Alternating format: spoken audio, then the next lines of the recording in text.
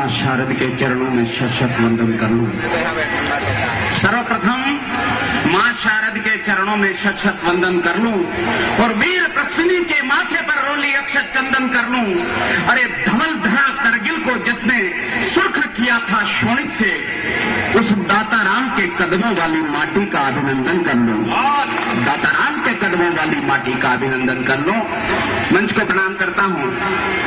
इस मंच पर विराजित समृद्ध भाषा के धनी समस्त शारद पुत्रों को नमन करता हूं। श्रद्धेय राजीव जी ने मुझे भी आज आपसे रूबरू होने का अवसर दिया। मुझे लगता है भाई साहब इक्को ज्यादा है इसका।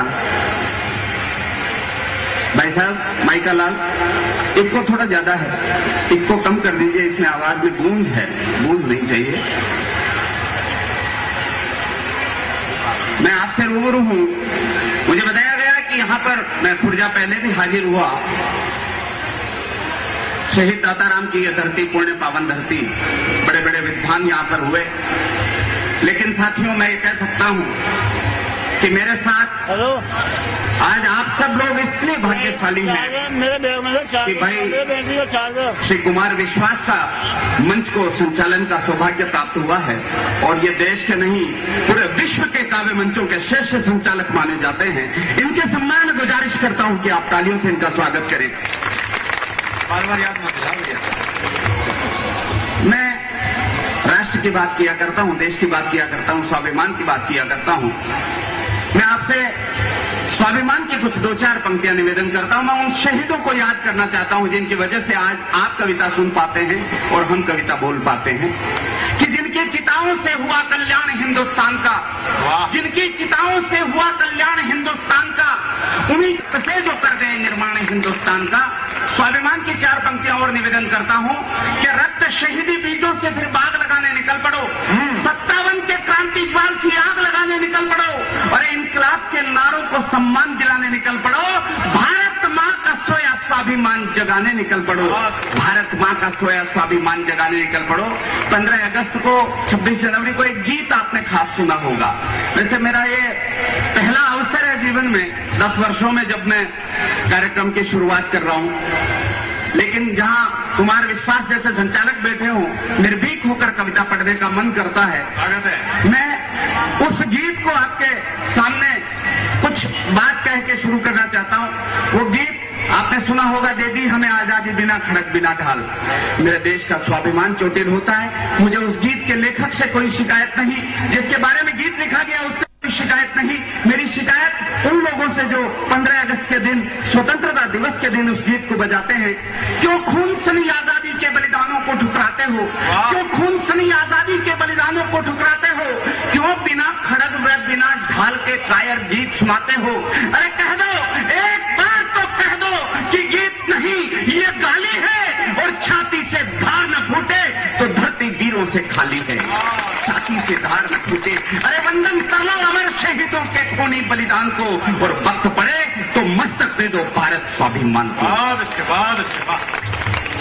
कुमार भाई, मुझे बताया गया कि हमारे यहाँ दाताराम जो शहीद हुए करगिल में, आज के लगभग 13 वर्ष पूर्व करगिल के युद्ध में, मुझे बताया गया था कि 20 जनों से लड़ते हुए मारे गए। 20 जनों से अकेले युद्ध करते हुए शहीद हो गए अपनी मातृभूमि के लिए। मैं 3 वर्ष पहले जब उनके 10वें शहादत के दिन यहाँ पर कविता पाठ कर रहा था, तब मैंने 4 पंक्तियां कही थी। वो 4 पंक्तियां आप सब लोग विराजमान हैं। मेरा मन करता कि आपके श्री चरणों में वो 4 पंक्तियां रखूं कि जो पानी में आग लगा दे वो ऐसी ही चिंगारी था। दाताराम के बारे में दाताराम की मां से ज्यादा कोई नहीं जानता, लेकिन एक कवि कितना जानता है।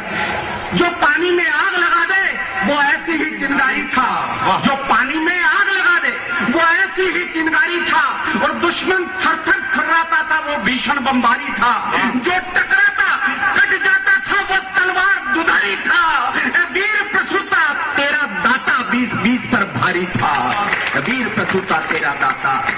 पंक्तियां बढ़ता हूं कि अंगार दहकते पथ पर भी हम कभी मौत से डरे नहीं, और 100 घाव सहे सीने पर मरकर भी हम मरे नहीं।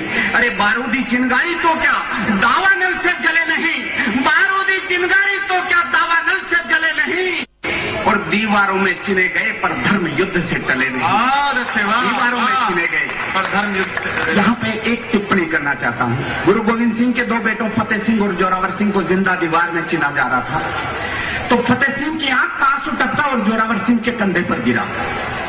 बड़े भाई की आंख से आंसू टपकता देखकर छोटे भाई ने कहा, हे बड़े भैया, जब राष्ट्र के लिए, धर्म के लिए शहादत का वक्त आया तो मैं आपकी आंख में आंसू देख रहा हूँ। गुरु गोविंद सिंह की औलाद की आंख में आंसू, ये मैं क्या देख रहा हूँ? तब फतेह सिंह का जवाब होता, साहब कि छोटे भैया, मेरी आंख से आंसू तब नहीं टपका जब यह फैसला किया गया कि हमें दीवार में जिंदा चिना जाएगा। मेरी आंख से आंसू तब भी नहीं टपका जब यहाँ घुटनों के यहाँ पर दीवार आ गई थी और घुटनों पर ईंट नहीं लग पा रही थी, तो ईंट को तोड़ने के बजाय तुम्हारे घुटनों को छीला जा रहा था, तब मेरी आंख से आंसू नहीं टपका। लेकिन अब जब मैं देख रहा हूँ कि दीवार कंधे तक आ चुकी है, मेरी आंखों से मुझे मेरे छोटे भाई की शहादत को देखना पड़ेगा, जबकि इस मातृभूमि पर पहले मैंने कदम रखा, मैंने पहली श्वास ली थी और ये अधिकार भी मेरा बनता था कि तुम अपनी आंखों से मेरी शहादत को देखते। तब पंक्तियां पढ़ता हूँ कि दीवारों में चिने गए पर धर्म युद्ध से टले नहीं। अरे होड़ मचेगी फिर भारत के बेटों में बलिदान की, फिर शोणित से लिखनी होगी गाथा हिंदुस्तान की। उठाओ हिंद के वीर, पतन की किलकारी में जोश भरो और धरती अंबर गूंज उठे, वो भीषणतम जय घोष करो। बोलिए भारत माता की, भारत माता की। ये भीषणतम जय घोष तो नहीं है, और खासतौर से मैं सोचता हूँ खुर्जा से उठा हुआ जय घोष नहीं है। दिल्ली तक आवाज नहीं जाए तो खुर्जा से जयकार नहीं बोली जाती। भारत माता की बहुत बहुत धन्यवाद। मैं कुछ पंक्तियां और निवेदन करता हूं कि अमरनाथ के मसले पर जब स्वर विद्रोह का उठता है तो गद्दारों की बातों से दम भारत माँ का घुटता है। वंदे मातरम के गायन पर जो प्रतिबंध लगाते हैं और देशद्रोही जो भारत माँ को डांग तक कर जाते हैं, अरे अफजल और कसाबों को जो जिहादी बतलाते हैं और भगत सिंह से वीरों को भी आतंकी कह जाते हैं। अरे काबू में रखना चाहो तालियां रोकना। और इन दो पंक्तियों पर तालियां मांगता हूं। खुर्जा की जनता किस तरह से देशभक्ति को सुनती है कि काबू में रखना चाहो, काबू में रखना चाहो कमजोर की जुबान को, तो एक बार गुजरात बना दो पूरे हिंदुस्तान को। अरे हिंद शिखरों से ऊंची कर दो हिंदुस्तानी शान को, और वक्त पड़े तो मस्तक दे दो भारत स्वाभिमान को। थोड़ा और मैं चाहता ये हूँ एक बार और तालियां बजाकर आप योगेंद्र से कहें, कुछ और कविताएं सुनाएं। मतलब दाताराम का बलिदान तो है ही, लेकिन जितना वो कह रहे हैं एक बार दोबारा गुजरात दोबारा बनाओ, इनका प्लॉट दोबारा काटो, एक बार दोबारा। मुझे लगा इसी कविता को दोबारा सुनो। नहीं, ये तो कभी इतना बसते हैं, तो पैदा हुआ तो तब भी वंश मोर की मजा आई थी। घर में सबसे छोटा, इसलिए दोबारा की व्यवस्था हो नहीं पाई। एक कविता शायद आपने आस्था चैनल पर सुनी होगी। मैं तब इस कविता का जन्म होता है, तब ये कविता आपके बीच पढ़ना चाहता हूं। जब तिरंगे के सामने जाकर संसद पर हमला करने वाले अफजल के विरुद्ध वो 9 विधवाएं जाकर खड़ी हो गई कि हमारे पति जो संसद की रक्षा में शहीद हो गए, या तो उन्हें जो परमवीर चक्र, शौर्य चक्र जो प्रदान किए गए हैं, ये भारत की सरकार हमसे वापस ले ले, वरना अफजल को फांसी दे दे। इस मांग के बाद मैंने कविता को लिखा। कविता क्या है? पिछले दिनों मुंबई में एक बम कांड हुआ जिसमें हमारे कुछ निर्दोष लोग मारे गए। वैसा थोड़ी सी शांति दो ना यार। हाँ, निर्दोष लोग मारे गए। वो लोग क्यों मारे गए? एक रिपोर्ट प्रस्तुत करने के लिए कहा गया कि एक रिपोर्ट सौंप दी जाए कि हमला क्यों हो गया। वो रिपोर्ट तो अभी तक आई नहीं है, लेकिन मैं आपको 2 पंक्तियों में रिपोर्ट देना चाहता हूं कि अगर सियासी रंग न होता संविधान की वर्दी पर, अगर सियासी रंग न होता संविधान की वर्दी पर, तो आतंकी घटनाओं को कोई नादान नहीं करता और सही वक्त पर सरेआम अफजल को फांसी दी होती, तो मुंबई पर हमले की हिम्मत पाकिस्तान